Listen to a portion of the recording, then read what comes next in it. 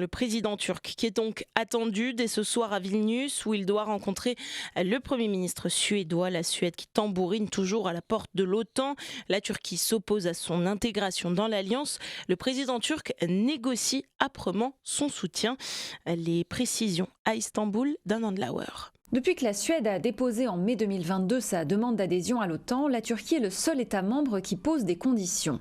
Elle exige des autorités suédoises qu'elles empêchent les membres et soutiens du Parti des travailleurs du Kurdistan, le PKK, de manifester, recruter, collecter des fonds et qu'elles extradent vers son territoire les individus recherchés. Stockholm a fait d'importantes concessions, mais Tayyip Erdogan ne s'en satisfait pas.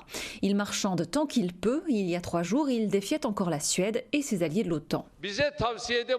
Que ceux qui nous donnent des conseils répondent d'abord à ces questions. Comment la Turquie peut-elle faire confiance à un pays où les terroristes courent les rues? Comment un pays qui ne prend pas ses distances avec les organisations terroristes peut-il contribuer à l'OTAN?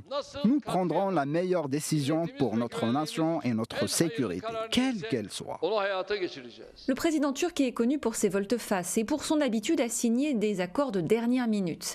À Vilnius, une levée de son veto sur l'adhésion de la Suède est donc envisageable. Mais après avoir tenu tête pendant plus d'1 an à Stockholm et à ses alliés, Tayyip Erdogan ne cédera que s'il peut présenter son feu vert comme une victoire diplomatique. Cet épisode illustre ainsi comment le chef de l'État turc utilise la politique étrangère à des fins de politique intérieure. À Istanbul, un Andlauer pour Média.